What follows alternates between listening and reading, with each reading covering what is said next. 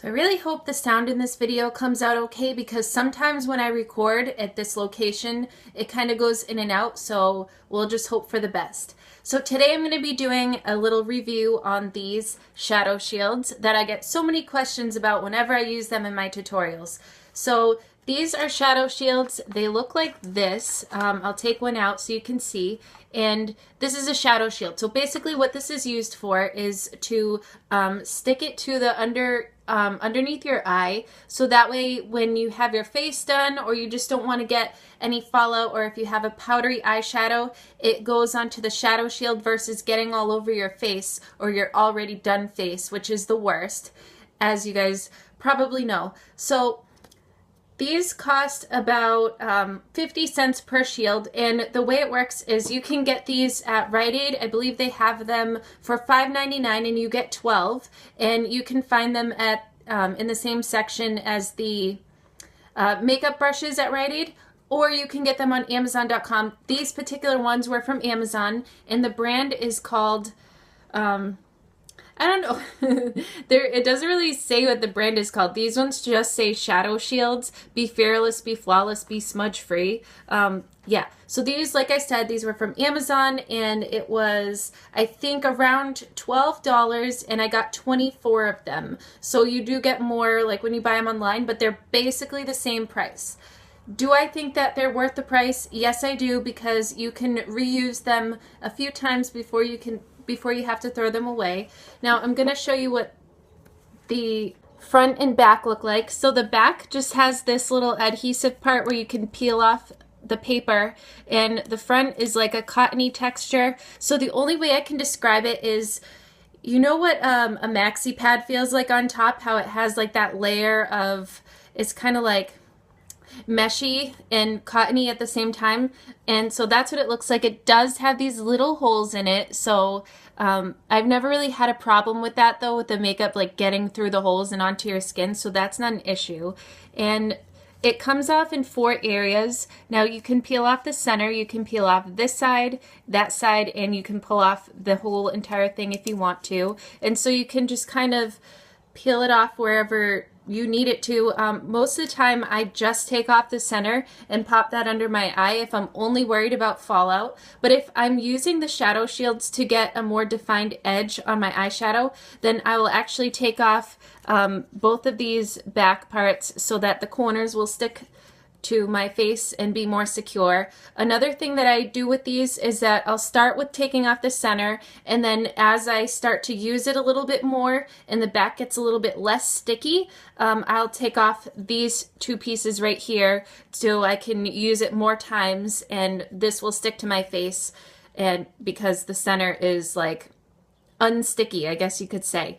And so I'll use that over and over on both eyes. Like I'll take it off when I use it on the other eye so I don't go through as many. And then another thing that I do with these, once the whole entire upper strip gets unsticky, is I will take a pair of scissors and I'll cut along right here, cut this whole entire piece off, and I'll peel off this larger back side, and I'll stick that underneath my eye. So it'll be like this, and I'll just use that underneath my eye, because then again I can use it more times. So I would say on average I can use this, if I really try, I can use this 6 or more times. But if I'm not being too careful, which I should be because it is expensive, then I should I should be able to use it a lot more times. So the benefit of using these versus using like a folded up piece of tissue or tape or something like that is that you get full coverage underneath your eye, whereas if you're using sticky tape, you only get that one line and it doesn't really protect the rest of your face. And also if you're using a piece of tissue or something that you have to hold, like a card, then one of your hands is not free anymore. You can only work with one hand because you're holding the other side. So that's one of the benefits of using this versus using a tissue or anything else. Do I think that these are worth it? For me personally, I do, because I do makeup professionally, and I find that if it's more convenient for me to do the person's face before their eyeshadow, then these really do come in handy, because like I said, the worst thing that can happen is getting fallout or eyeshadow all over your face after your face is already done. And I know you can do the best you can to sweep it away, but sometimes if it's like black makeup, that's just pretty much a really bad situation. And I can use one of these on the same person's face like twice. I can do one eye and then the other eye, and then that'll be it, because I can't use the same one on two different people. However, on myself, I can use the same one, as I've said before, like twice already. I can use it about like 6 times, so that's pretty awesome. So seeing how they're about 50 cents a piece, I do think that these are worth it. I would definitely recommend using these, especially if you're a makeup artist, because they really do come in handy. The adhesive on the back, it is pretty sticky, so you would have to put it on the back of your hand or something, or your arm, and then peel it off before putting it on your face, especially if you have sensitive skin, because if you just take this off and then put it on your eye, it does kind of pull on your skin a little bit when you take it off.